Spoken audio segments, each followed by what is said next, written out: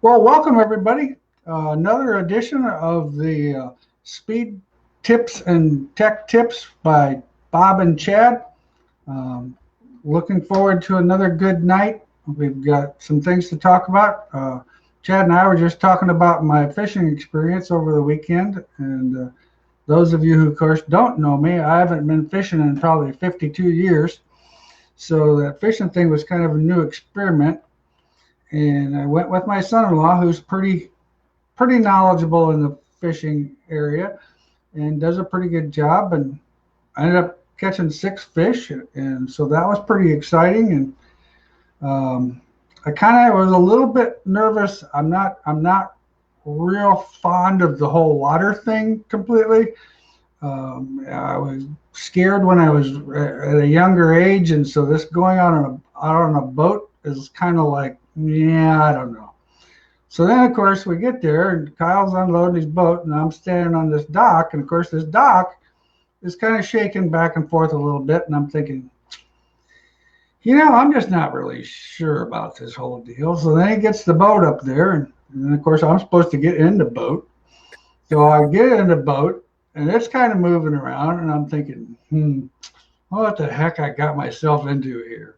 Once we actually got out on the lake and everything was settled, it was a lot of fun, and I had a great time. And was thinking to myself, well, it was about 3 weeks ago. My son-in-law and I went down to Best Buy because the fishing poles that I owned from when I was still 14, um, him or Garrett didn't think they were going to be usable for what I needed them to be, and so we went and spent some money and got a nice fishing rod, and it was fun. I look forward to going again. So, what's new and exciting at Weir's Machine? Oh, just another week. Plugging away here, getting ready for Super Nationals, and went to Fountain City last week they had a 5,000 modified 5,000 late model special, so went over there and hung out, and that was a pretty good show until the rains came. But they've rescheduled that for this upcoming week. They're gonna have a double header there, so that'll be exciting. But yeah, we're full steam ahead trying to get ready for Boone, and the end of the year specials is a lot of work for us. Some multi-day events. We like to come out there and make sure we're there for our team and have the products they need trackside and the support from us to keep them up front. So we're busy preparing for that. Well, I mean, and that's such a huge thing because the racers, they just greatly appreciate it. And the thing of it is, I'm sure you're in the same situation. There's a lot of these guys. This is the only time of the year I ever see them.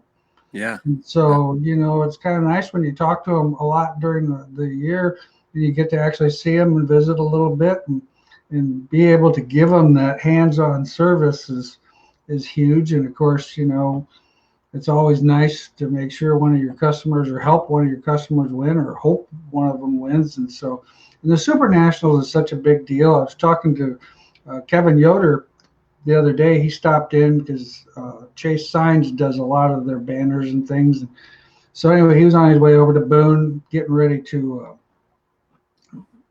line up the um, vendor row, and he was telling me that they have more pre-entries already than they had entries last year. Holy moly. So I tell you what, man, it's going to be a big show, and it's going to be it's going to be good. Racetrack, they put some wood in it about 3 weeks ago, and I always get pretty nervous when they put the wood in that thing because it kind of gets to be like racing on ice a little bit. Well, they did something different this year. They either mixed it in better or whatever. And the racetrack has actually been pretty grippy and super fast. And like Tim Ward last week. I don't know exactly where he started, but I'm pretty sure he started sixth, seventh row, and ended up running fourth. He was one of the guys that did some passing. It was kind of a little bit to the point where everybody was going the same speed, so there wasn't a tremendous amount of passing. I watched it on my laps, so I could just see the times and everything. So yeah, I think it's going to be a great show. The racetrack is in great condition, and so that's been pretty cool. The Super Nationals is always a great event, and being part of Vendor Row is always a lot of fun. And It's our annual camp trip. well, yeah, it is. Yeah. Me, you, Pat. It is just like a camping trip. There's no doubt about it. So it's a lot of fun. Well, Stall Bombers Racing checked in. We're doing great. How are you guys doing? Doing good.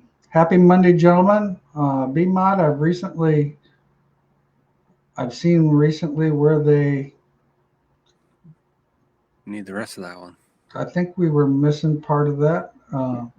But anyway, we got 2 weeks from tonight.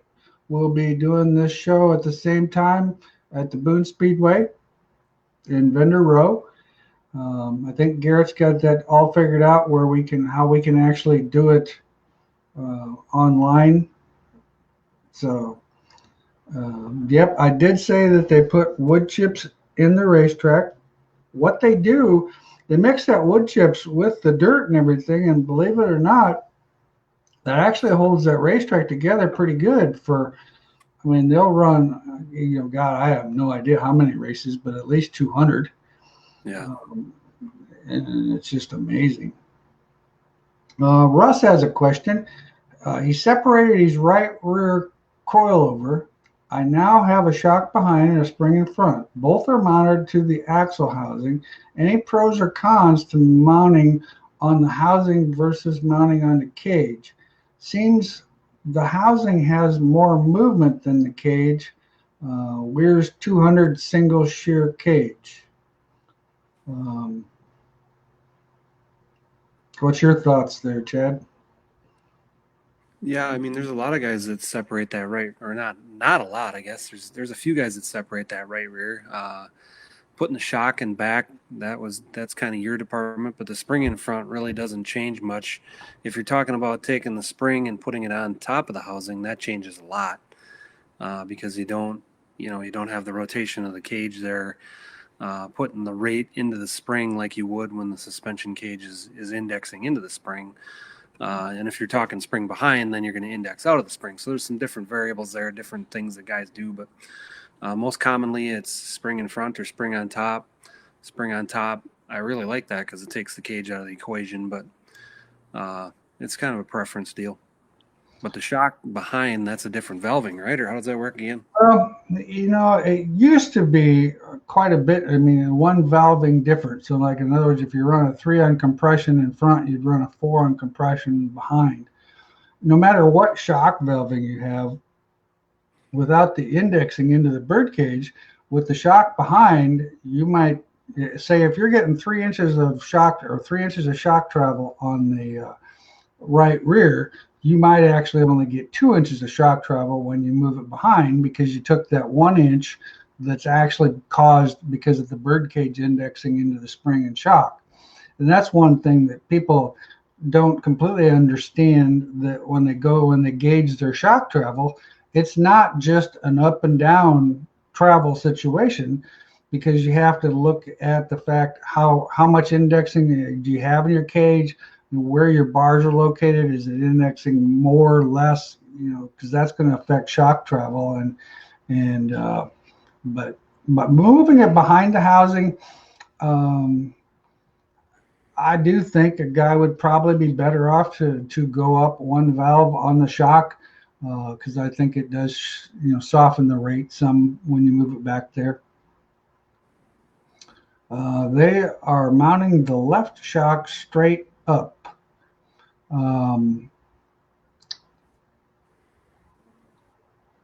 That's the continuation of on the B mods I've seen recently where they're mounting Yes. left shock straight up. And where they are, okay, got it. Okay, where they are mounting the left shock straight up. And is he talking about on the housing? We probably need a little more information there. Are you talking about going on top of the axle tube, or are you talking about just the angle of the shock? Or oh, here we go. Sorry about question cut off there. You got that on the bottom there where it comes in? Sorry about the lady question getting cut off. I've seen where some B mods are welding an extension on the top mount to where the shock is mounted straight up and down. Is there something particular chassis is doing to benefit that? Um, anytime you mount a shock straight up and down, well, first of all, if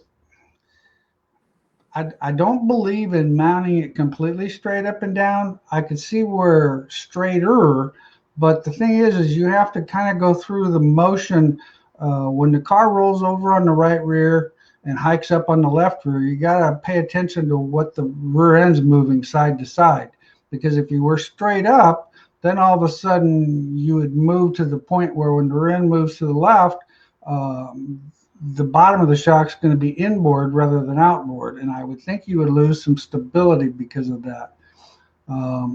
It does make better use of your valving.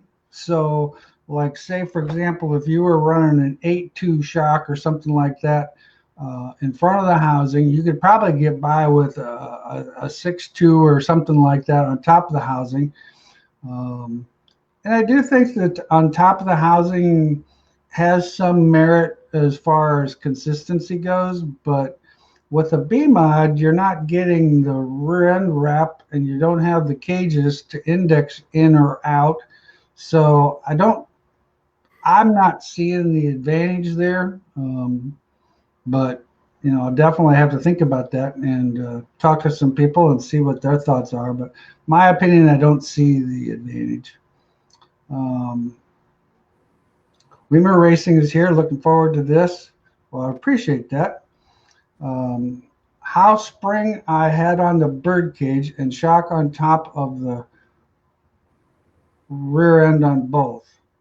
Well, once again, with the shock being on top of the housing, you're going to get direct linkage, just like Chad said, with the spring on top of the housing. You're going to get, everything's going to be loading right to the tire. It's not going to necessarily know that you're moving, that the rear end's wrapping up or anything like that. The problem with it, though, is back to that deal where when you, even with a two-link car, you still get quite a bit of rear end movement, because with all the hike in the left rear, the rear end moves quite a bit ahead. The right rear starts out with a little bit of angle and it moves back. So I don't know. I'm like I said, I'm not seeing the advantage of being straight on the housing, because it's in a sense kind of working when that rear end would move forward, you're kind of working away from the shock rather than working into the shock. If you were at a 5-degree angle forward as the rear end moved forward, it would work into the shock more. That's just my opinion. And then that's also going to be next week's new name. Well, instead of talking about, we're going to still call it the Tech Tips and Race Notes from Bob and Chad. And then there's Bob's opinion, because everybody gives me a bad time about my opinion. But And that's Bob, my way out of being able to be wrong and still convince everybody that it was all okay. IMCA B mod, what's the best way to increase your side bite? Well, believe it or not, to increase side bite, a lot of people find this hard to believe, but and I had a customer that I sent us some notes and had some questions that I answered today, and he's running a 175 right rear spring, and he had complained the fact that the car wasn't getting on the right rear. Well, I'm not convinced that the spring completely has a lot to do with it. I think once the car gets over there, the softer spring is going to let the car be a little lazier and lay on the right rear. But in my opinion, if you want more side bite, I'd put a stiffer spring in the car. If you're running a 200 right rear, I'd go to a 225, because you will pick up, the car will get tighter on corner entry, be a little bit tighter in the middle of the corner. Now, it can be a little bit freer off the corner, but hopefully you'll pick up enough speed in phase 2 of the corner that whatever you gain there would be more than what you could possibly lose off. So I think it's a pretty good idea of changing and going to a stiffer spring.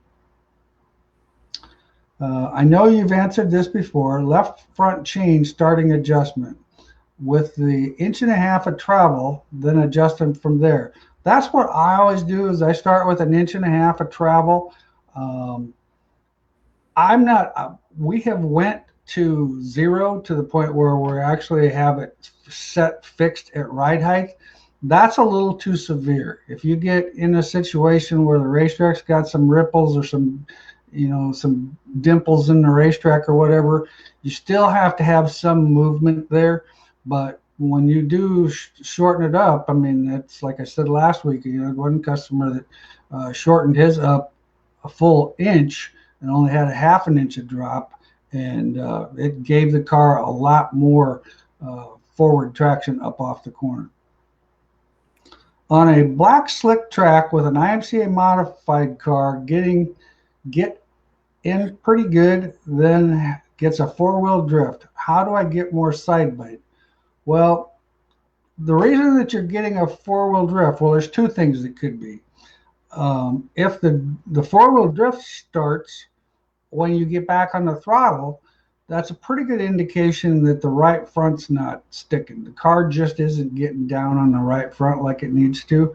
And anytime you get a four-wheel drift, more than likely that's a deal where you're either high on left side weight, or you just don't have enough abrasion on the right side tires to keep the car hooked. That's where, once again, right front shock can make a whole bunch of difference. You can be, I say you're running a normal shock that's like a 410. You could easily go to like a 312. Gets the car over there a little bit sooner, keeps it there a little longer on the right front, and I think that would definitely help quite a bit. I'm changing from a lift arm to a pull bar. From Chad, what is the good starting point for pinion angle? 7 to 9 degrees, I would say, on the A-mod. Yep, that's what we recommend, 7 degrees. Kind of judge it by their travel, but anymore, anybody that's really going pretty quick isn't getting more than 1.25 inches of travel. A lot of these guys aren't even getting that. The trends kind of went to a little bit more solid, having some movement, so it's not solid, but because we just have a little more horsepower with an A mod than we do a sport mod, so the solid bar needs a little bit of cushion to get started, but the solid bar definitely works well for traction. What would be the downside to running a solid pull bar on a modified like the Northern? Well, that would be the downside would be that question that I just kind of went towards. If you have that solid bar, anytime you have something solid, it's a little bit easier to snap traction to get it going. So if you have some movement there at the very beginning of the throttle and the beginning of the start of the race, once you have that movement in there, it allows it to cushion and not try to blow the tires off of it. And the only reason that the sport mods work better is because they've got less horsepower. But even those guys still will, you'll see them spin the tires on a restart or whatever, brake traction, things like that. On the left rear spring, what is the difference between running a locked up spring on the left rear in front of the housing compared to running it on the bird cage behind the housing?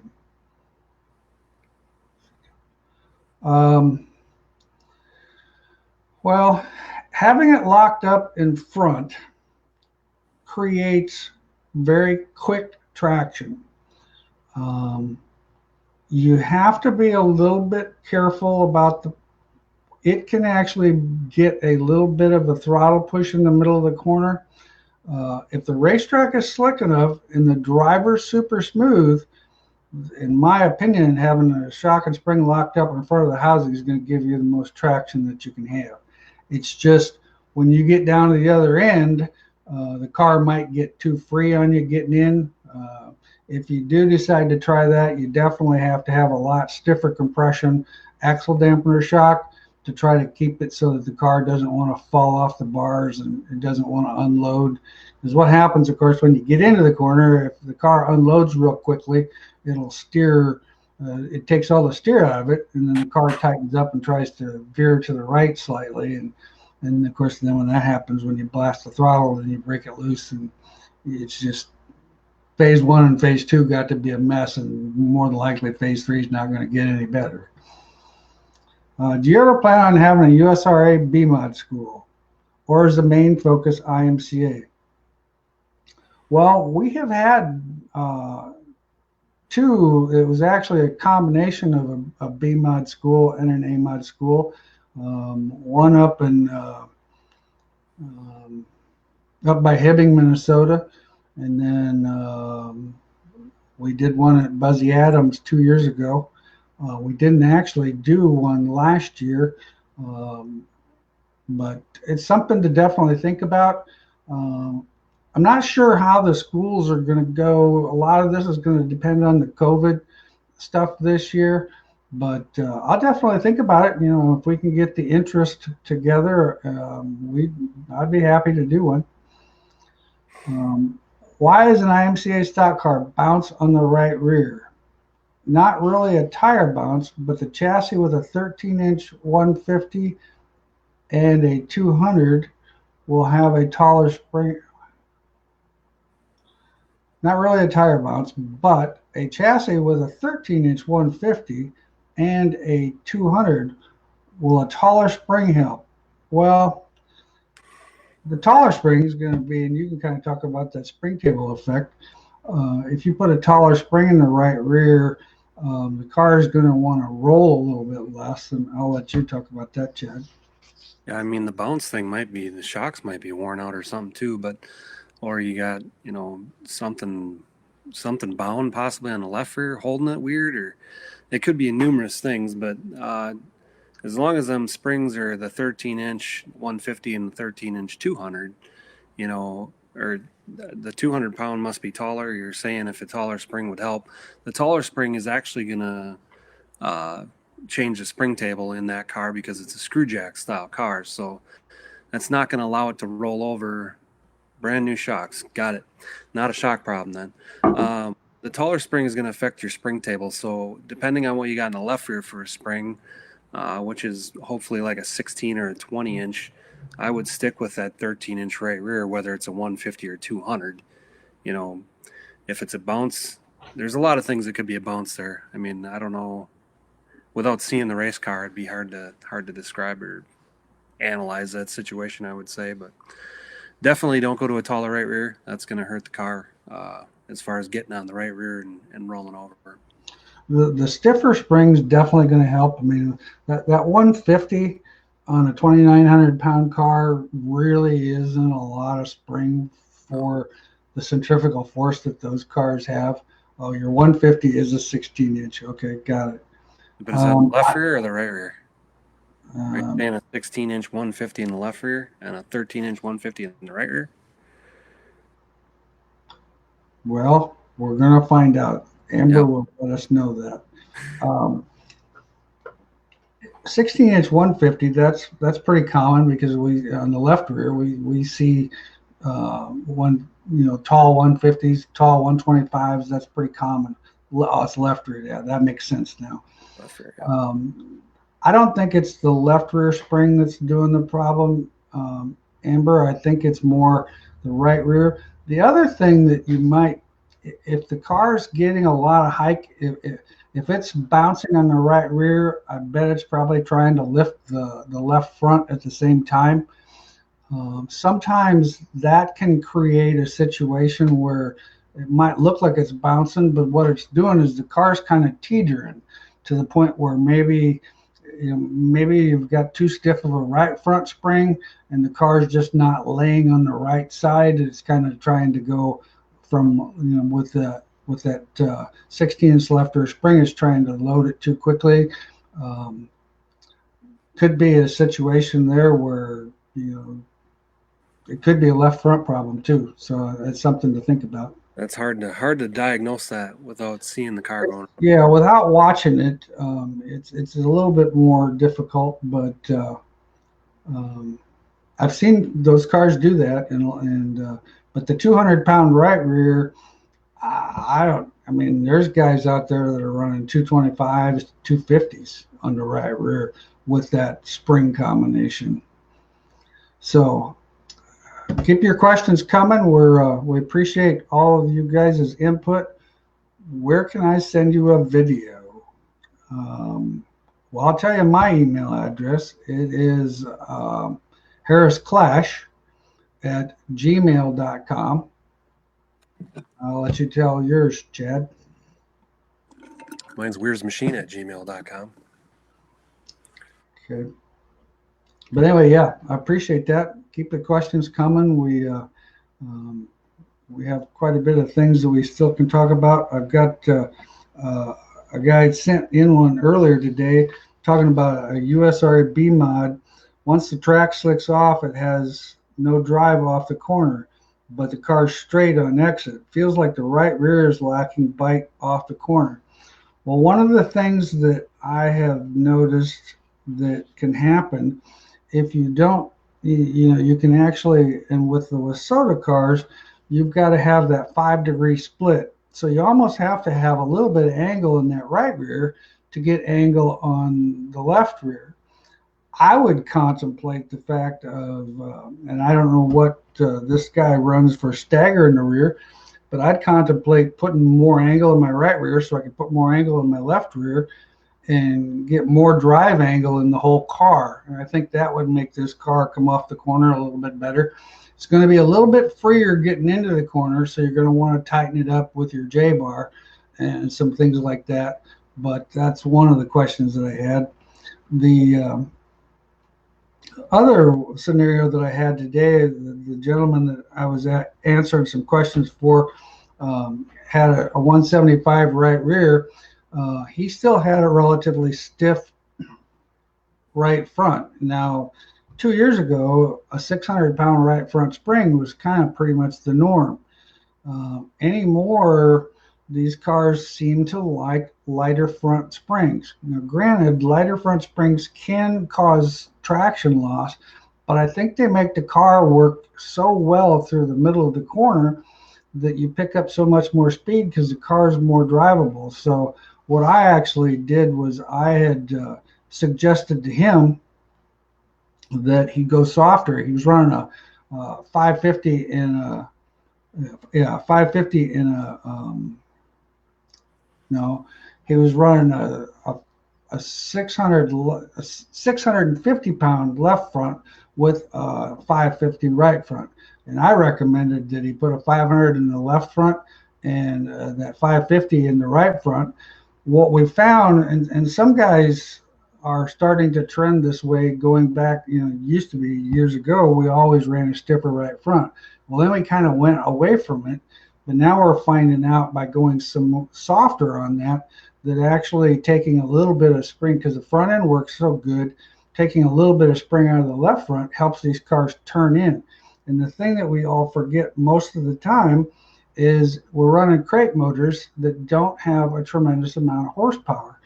And you can't hook these motors up too hard or it kills all your speed in phase two. I mean, you're just slow. We worked with this, like with Jake McBurney's car, most of the year. The car, getting him used to the car, being a rookie driver, and then getting the car used to him and vice versa. It was pretty common for us to hook the car up just a tick too tight. And you could just watch it because, I mean, his times weren't bad, but you could see like a tenth, just a tenth here and there each corner, and it wasn't too long, and it was just overworking the car. Now that we've got that car freed up a whole lot better, well, like I said, 2 weeks ago, he won his race, won his first A feature. Last week, he got married. So Jake's getting everything, building a house and getting everything out of the way this year. I'm glad he's young. I might be stressed out with all the stuff going on that he has, but he's doing a good job with it. Anyway, on my slick track four-wheel drift question, you say like a 312 shock, I should soften the left front spring. Well, not necessarily. If you soften the left front spring It Right front. will help the car turn in better. He's asking about the right front. Oh, right front. Um, Softening the right front definitely will help the car turn in. I mean, that gets it over on the right front, because if you've got a four-wheel drift, you're not getting on the right side as much. So it's common. I mean, what are the numbers that we're seeing on these right fronts? I mean, some of these guys, a 450 is a stiff spring. And I would have never thought that would have been heard of a couple of years ago, but that's been pretty common. So yeah, softening that up. Going with a softer shock will help the car get in and on the right side sooner. The spring will get it there and let it be there for a while. So that's kind of what the two difference do. Spring split on an IMCA stock car, left front or right front lighter. In my opinion, those cars, I really believe, with their high center of gravity that they have, I really believe the stiffer right front's the way to go, softer left front. It seems like it just helps those cars get turned in a little better. What do you recommend for brake pads on an IMCA stock car?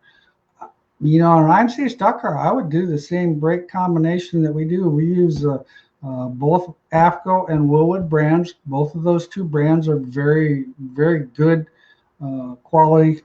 The other thing about it, though, is with the stock cars the way they are, I would definitely put the soft compound that they make on the right front, the medium compound on the left front, and stiffer compound in the rear.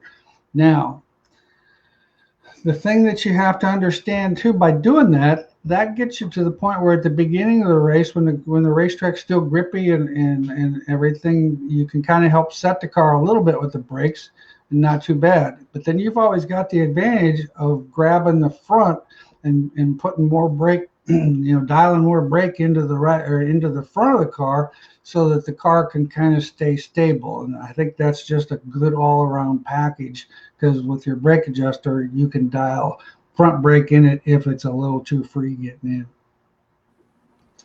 in. Tips on grinding tires. I made a diagram. You did? On Yeah. grinding tires? Yeah. Awesome. Okay. So whichever way the feather is, you grind the feather off. Don't grind the feather more. Right? Correct. Essentially, when the tire, this is difficult. Let me try and figure this out here. Where am I? This is really. This is where your right is your left and your left is your right. So when it feathers, it makes this little point here. You want to grind against that to make that corner sharp again, so that essentially when you're done grinding, you get square blocks again that look like this. Yeah. Yeah, because when you've got that feather on there, that's just something that's rolling over or rolling under on the tire, and it's actually costing you a little bit of tread pattern.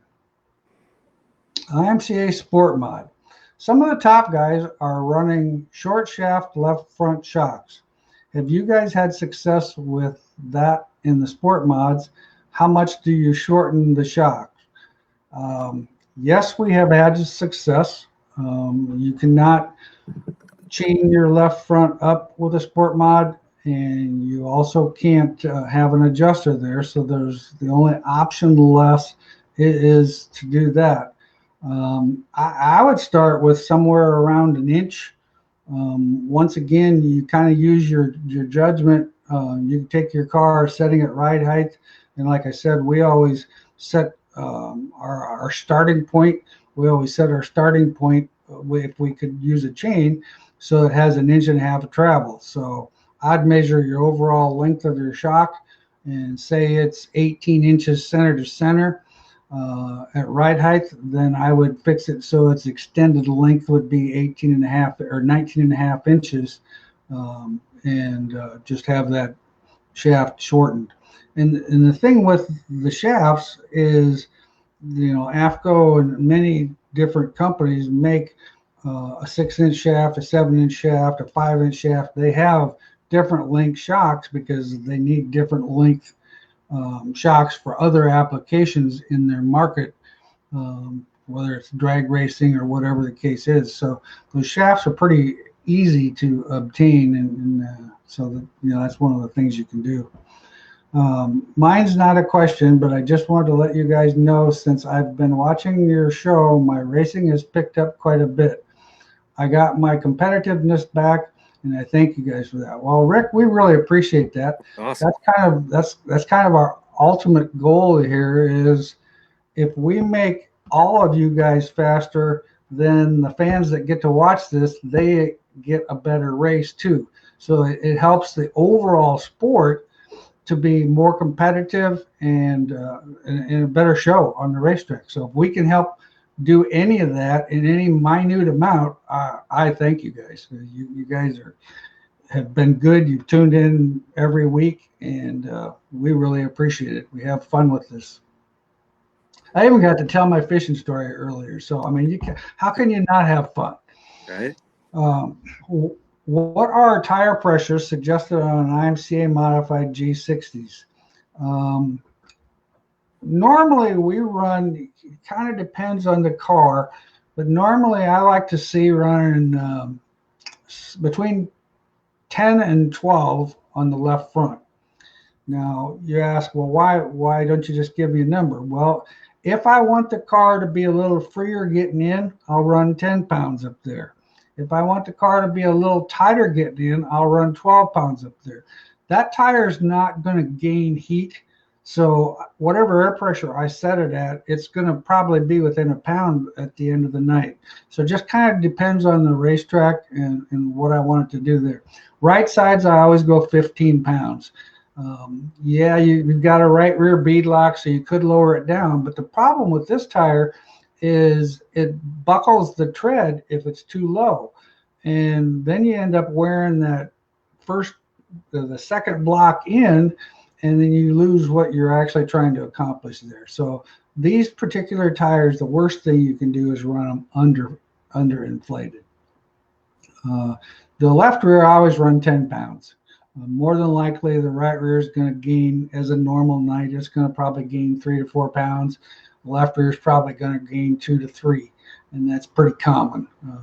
If you're gaining more than 4 pounds on your right rear in a night, you're more likely your car's too tight and you're sliding the car getting in. And when you work the sidewall, it's not just necessarily the tread, it's also the sidewall that really makes these tires heat up, because if you've got low air pressure, that tire will gain more heat than if you were spinning it. Leland, if you take indexing and the bar angle out of the equation, what do you feel that moving the bars up and down on the cage does? That's a good question for you, Chad. Well, I assume you're talking about keeping the same indexing, keeping the same bar angles, and just spreading the bars out, which is I really like doing that on the right rear. I take the right rear a lot on certain applications, and I'll spread the bars out, keep the same angle, go all the way down with the bottom, all the way up with the top. It doesn't change the indexing of the cage, doesn't change the angles of the bars, but what it does is it makes that cage really slow. So it makes it kind of act like a two-link car. So you can run the bars spread on the right rear, put more spring rate at the car. So it's just kind of one of them tuning features for that. On the left rear, you would just slow the cage down or speed the cage up. So theoretically, if you were saying ignore indexing, ignore bar angle, and just bring them as close to center line or as far away as you can. On a short track, I'd bring them as close as I can, and on a big track, I'd take them as wide as I can just to speed up and slow down the cage. But generally, most of the time, you're tuning with index and bar angle there. But that's the best I can do on that, Leland. Well, and it makes a lot of sense, because what you're doing is you're changing.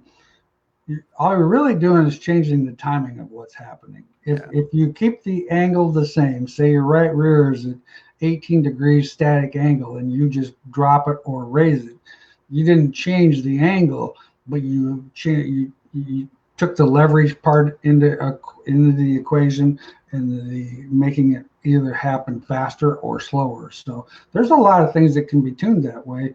But I agree with you. Normally, we're adjusting either to increase angle or decrease angle or something like that.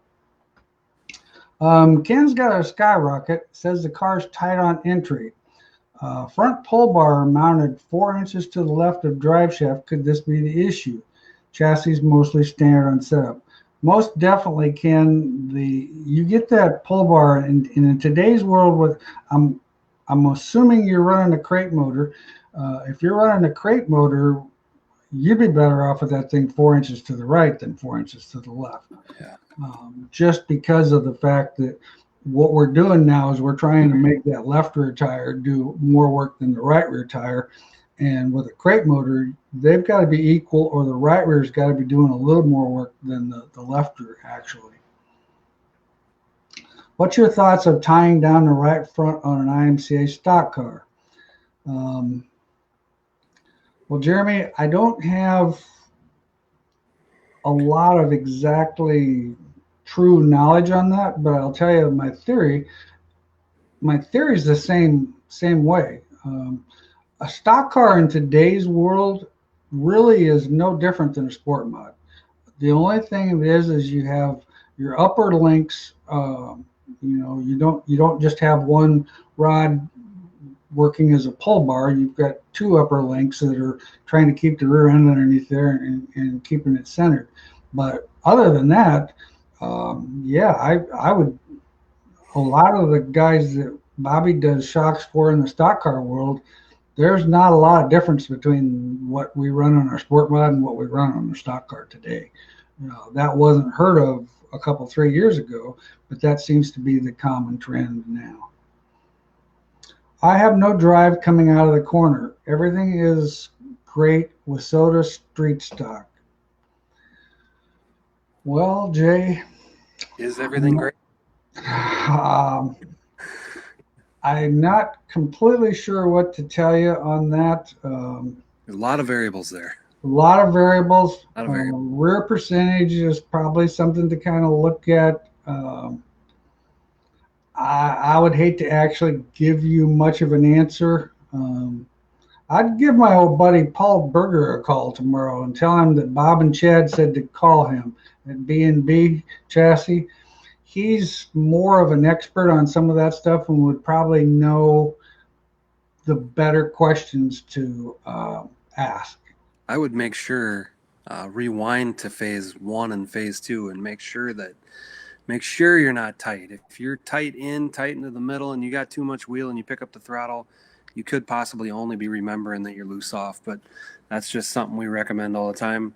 Without us seeing your car, it's hard to diagnose that. But just back up and rewind and think about phase 1 and phase 2. And if they are really good, then, there's a ton of different things you can do to tune that thing off the corner.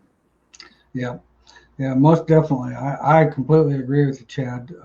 Focus on phase 1 and phase 2 to make sure they're as good as you think they are or you feel they are. Watch some video of your car to see if it's got a slight push at all or anything like that, or if it's rolled too far on the right rear or something like that.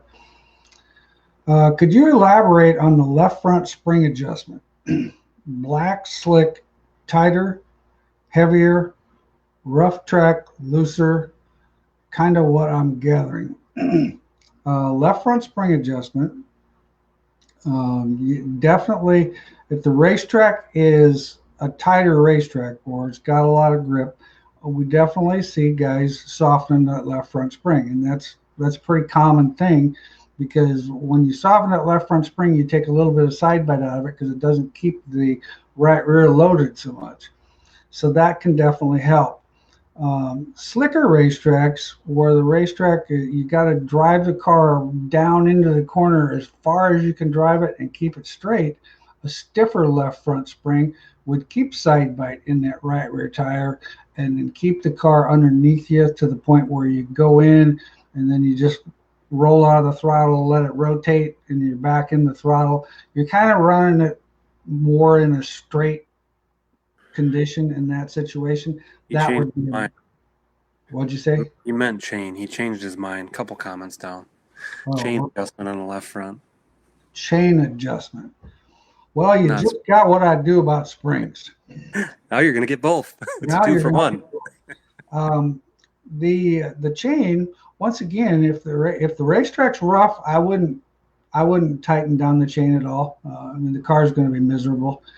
Um, if the racetrack is real slick and you can drive kind of like the spring, if you can drive the car in the corner a little bit straighter and keep the tail underneath you, adjusting that spring so it doesn't have a lot of travel, or adjusting that shock so it doesn't have a lot of travel, will give you more traction. Because when you get on the throttle, the car automatically thinks it's supposed to take weight from the left front and put it to the left rear. Well, when you're the right rear, when you stop that teeter-totter motion, it has no place else to go but to the left rear. So it'll actually traction the car up off the corner quite a bit better in those situations. But if it's rough, I'd probably even have 2 inches of travel in it if it's rough, because 20 laps with a rough racetrack with everything chained up could be a nightmare. When qualifying 2 laps, would you add air pressure to all 4 tires? Definitely. Yeah, by far. Yeah, I don't know if you're going to notice a ton of difference on the left front, but definitely the right rear and the left rear and the right front. Those three for sure. Rick, if your car has too much bite or not enough bite, will one tire get hotter than the other? If so, which tire do you add more bite to? Well, the old adage always has been feed the heat. So if your right rear tire is running hot, the things that can actually cause that, too low of air pressure, and you're too tight. And what you're doing is you're running the car into the corner and you're sliding it. You're just jabbing the brakes and getting the tail to come out. Well, over so long a time, you've got so much load on that right rear tire, it's going to gain heat no matter what the case is. So in that situation, if the car is too tight, I would definitely make some adjustments on the right rear to free it up, put more bar angle in the right upper bar, maybe a little more bar angle in the lower bar. That's what's causing that problem. So once again, always remember that phrase, feed the heat. So if the one tire is running a lot warmer than the other, that means that it's actually losing grip, not gaining grip. On a sport mod, what does moving the front of the top link to the left of center and right of center of the drive shaft do? Well, anytime you move it, you have to remember whichever direction you move your upper link to. If you move it towards the right, you're going to influence the right rear tire. If you move it towards the left, you're going to influence the left rear. Now, hard to believe, but 1 inch can make quite a bit of difference on that bar. I tend to, on most sport mod cars, we tend to run ours an inch to the right, just because they tend to be low on horsepower. You usually run before the modified, so the racetrack has more grip. We tend to run it a little bit. And then also when you're moving it to the right, then it also drives more. When you get into the corner, it tries to load the right front more. So, but yeah, anyway, we've got 10 more minutes here. So if any of you else have any more questions, feel free to get them in, get it to us. And I can't stress enough the fact that on a modified, whether it's an IMCA or a Wasota or a UMP or whatever, 9 times out of 10, these cars are set up too tight.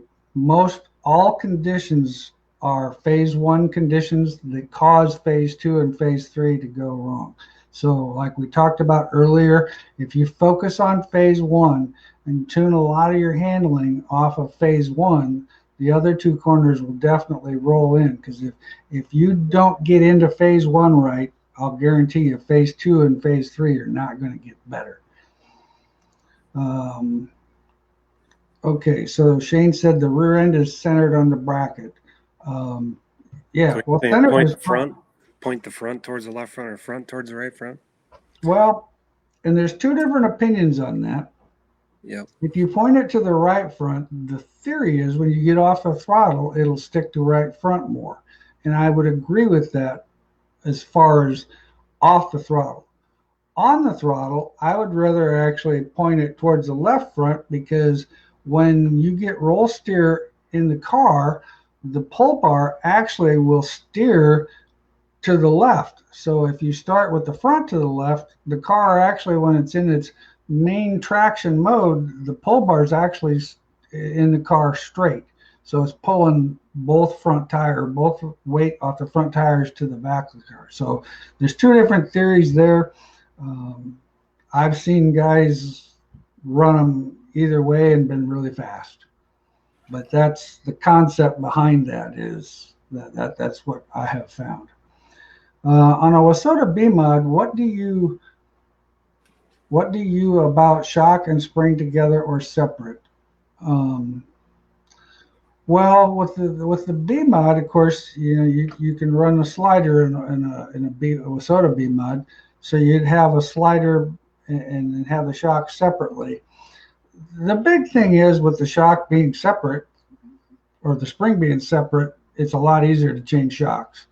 I know there's definitely some cars up there in Wasota land that Corey does, where he runs the shock beside the spring, but they're both in front. And honestly, that's probably a good direction. And with the Wasota rules, you can't have one in front and one in back. You have to either have them both in front or both in back. So in that situation, the only disadvantage that I can see when you do try to put both of them in front, your shock base is different than your spring base width-wise. And whether that has a big deal on it or not, that would be one of my questions, versus running a slider over a coilover or something to that extent. Do you recommend riding a harder right front tire the slicker the racetrack gets, more grooves in it, running softer front spring setup? Kind of depends on the racetrack itself. If you feel the racetrack's going to be a little abrasive to the point where it could take on rubber, most definitely. Because one thing you don't want to have is, you don't want to lose the right front tire. If the right front tire gives up, that thing's going to have a push all night long, no matter which direction you are, and it's just not going to stick. Otherwise, if a racetrack was a normal type racetrack, I wouldn't run a harder one. I would run my hardest tire on the right rear, and like if you have two different combinations, if the racetrack is smooth and slick and not abrasive, the problem we have with the modified is those front tires get a lot of cooling, but the rear tires don't. So if you run a harder tire and they run cooler, you're not going to have the heat advantage to help you. So I could see where on a real non-abrasive racetrack, I think that would hurt you. I think you'd lose the front end. Is a tie-down shock on the right front better on a heavy racetrack than a slick racetrack? Well, this is where the shock technology gets kind of confusing, because we could build you all kinds of shocks that were, as an example, the same exact number of valving at 6 inches per second as the others. Where with the shock absorbers today, we all work a lot in the 1 inch to 2 inch number, because that's really where the car travels. Probably 80% of its time is those shocks are only moving at 2 inches in a second of time. So we went to doing a lot of different things, where in 0 point is basically that hand dyno feel. That 1 inch number, it takes 200 pounds to pull it apart compared to 50 pounds to pull it apart. That's where the difference would be. On a real slick racetrack, we would run what they call not a lot of 0 point. On a heavy racetrack, we would run a lot more aggressive 0 point in the two shocks. Mike's got a question. On the pull bar IMCA Sport mod, moving side to side, moving front or rear? Well, keep in mind, Mike, you're running an IMCA car, so the rule says you have to be within 1 inch of center of the drive shaft. So in other words, if they look down the back of your car and they see daylight between your pull bar and your um, drive shaft, you're going to be legal. They want that thing to be to the point where you can't go more than 1 inch off center. However, you can still move it a little bit one way or the other. Um, on the sport mod cars, I would definitely probably angle it slightly to the front. So I would put it to the point where the front one is maybe on the right side of the drive shaft and the rear is maybe on the left side of the drive shaft. But keeping it straight in the center is pretty universal. I don't know, for all the work that you're going to go through to change this, I don't know if you're going to gain a tremendous amount. Okay, we're not going to be able to take any more questions. I'm going to we're going to go through the rest of the questions that we have here. I've been seeing a few A-mods running the left rear shock mounted behind the housing tube, mounted to the axle and not the cage, but the spring is still on the cage. What's the advantage of that? Well, the advantage of it, of course, is now the shock would not be affected by birdcage indexing. So once again, you'd probably get more out of the shock. We've tried a lot of those things over the years, and I can't really say I gained a lot. I think it kind of got to the point where we went back to the simplicity stuff because it just didn't seem like it wasn't lights out. I mean, one night maybe a little better, one night maybe not so great. You're going to fix to loose off on a UMP modified. Let's Your go. go-to fix. Your go-to fix loose off UMP mod. Right bottom rod up on cage. Yep, right bottom up on the cage. I would probably take my trail out of it. If the car's coming up off the corner, you know, it can be, if the tail's jumping out on you, I tend to go towards lead to fix that situation. But the up on the cage will definitely get you more side bite in the middle of the corner, and it will definitely get you traction up off the corner. And we're talking about a very noticeable difference here. So, but anyway, well, guys, we got a couple minutes. One thing about it, make sure my buddy Chad and we have booths side by side again this year, or at least I haven't seen the map, but I think we are. I hope so. So anyway, make sure you come by the Super Nationals. I know, you know, Chad's usually got an excellent display. We'll have our 2021 Sport Mod on display there for everybody to come look at. So come and say thanks. And for those of you guys that watch this online here, come and tell us about it and let us meet you face to face so we can thank you personally for watching Yeah, they're not letting us put anything in the driver packet. They're trying to eliminate contact points. So generally, we do a hand or a give out in the driver packet of bring it up to us with your name and information on it, and we give away $500. So we're probably still going to do something like that. You'll be required to come over, at least see us, and then put your name in the hat for a drawing of, I'm not sure what, but it'll be probably a lot of product.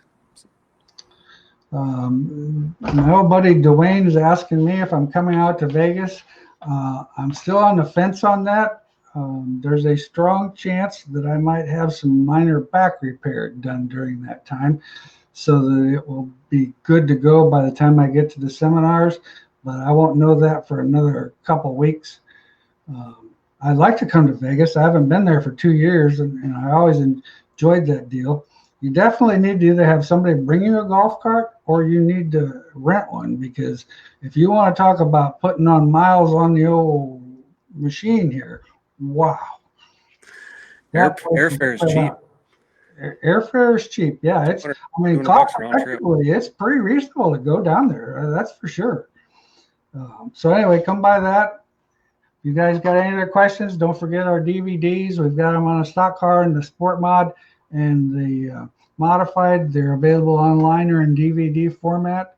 And I just want to thank everybody for tuning in. You were a great audience again tonight, and hopefully we did a good job of answering some of your questions. Go ahead, Chad. Yeah, thanks, and we'll see you next week. Sounds good. And don't forget, in 2 weeks, we will be live at the Super Nationals That's going to be fun. in Boone, Iowa. So those of you who might not be able to make the trip, we're going to bring it to you via Boone Speedway. All right. Thanks, guys. You've been a great audience.